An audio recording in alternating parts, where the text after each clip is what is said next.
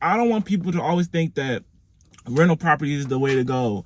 Cash flow, passive income. All I need is passive income and I'll be good. No, that is a lie. Hey guys, welcome back to the channel. My name is Kimothy, and on the channel we speak everything personal finance.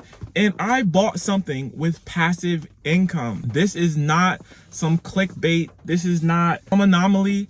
I literally bought maybe one of my first big purchases with passive income. So if you don't know, we live in a house hack and we have a second rental, and I put money aside in these specific categories that I'll probably talk to you guys about, but I put money aside so I can have passive income. And I bought a laptop. I bought a brand new MacBook. It was like $800, almost $1,000 laptop with my passive income. So we have a rental, and when you have rentals, everyone talks about passive income, passive income, passive income. And passive income is not always what you think. It's nothing passive about owning a rental.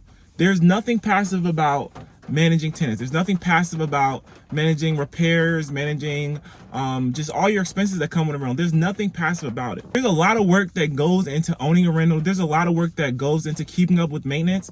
So when you see passive income, or when you talk about, you know, we want that passive income, you have to understand that it's really not that passive. And honestly, it's not a lot. A lot of people make a lot of income or passive income from these rentals because they have multiple rentals. But in reality, from one rental, you may get $100 to $300 a month in passive income. You may get $500 a month if you have a good deal. But to be honest, people recommend you get a rental where you can get passive income of $100 to $200 a door. So you might have a house that's going to generate you $200 a month in passive income. Why is that the case? Because you have other expenses that you need to take care of. And I don't know if a lot of people that want rentals or people that have rentals really talk about these expenses, but you have capital expenses. So you need to put money aside for capital expenses. I'm talking about the roof repair that's going to happen in 10 years, the water heater that's going to go out in 5 years. All these big repair items that are going to go out over time, you need to put money aside for that.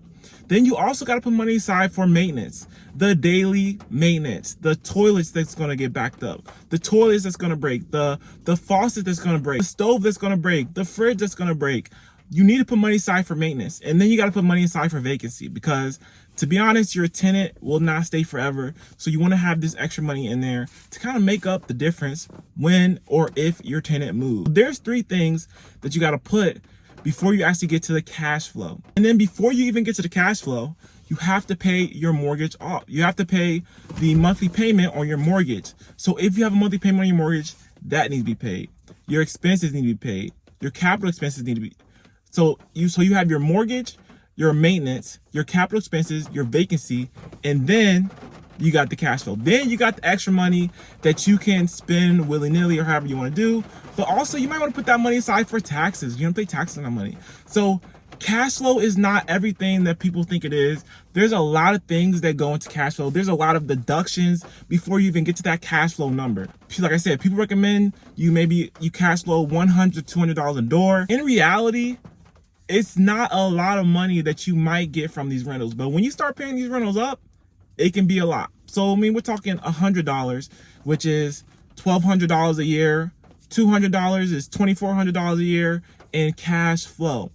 You're not going to be able to retire off of that. You're not going to be able to retire off of $200 a month or $100 a month. So I don't want people to always think that rental properties is the way to go. Cash flow, passive income. All I need is passive income and I'll be good. No, that is a lie. You need a couple of rental properties. And a lot of people kind of estimate how many rental properties they need based off how much cash flow. If you kind of go by $100 a door of cash flow, then you need multiple properties or units to actually live off of that money. And then you have to think about how much money actually has to go into that rental property to actually get it to give you cash flow. To how much do you have to put down? How much do you have to fix up?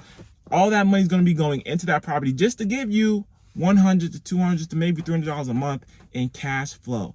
So I want people to really understand what passive income is and how it works, because it's nothing passive about rental property. Even if you have a property management company that handles your rental property, yes, it's a little more passive, but they'll still give you calls or send you messages about things that are going on and whether you want to handle these calls. Even these companies charge you different fees for different things that they do for you. So yeah, I bought my first item with my cash flow, and it was a great feeling because it's money that technically didn't really come from my pocket. I'm very organized when it comes to the money that we generate from our rental property and putting it in certain accounts and making sure that we do have this cash flow, and when the rents go up or when the property taxes go up, that we adjust the cash flow and make sure that we're not taking too much from the maintenance and expenses, because that's the most important thing. We want to make sure that we can maintain the rental property so that whoever's living there can really have a good quality life. So I just want to get on here real quick and just kind of vent, just kind of get out that I bought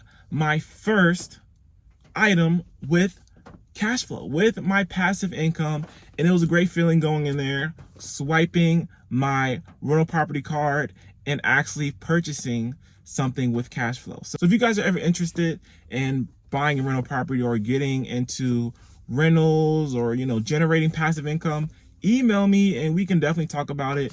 Like I said, I have the duplex and then I have another one, and then we'll get our single family home and then we'll see where we go from there. Email me, send me a message, comment down below if you're interested in talking about it, because I love talking about finances. And if you need help with any of it, if you want some advice, if you want, you know, any kind of guidance when it comes to these kind of things, let me know. I will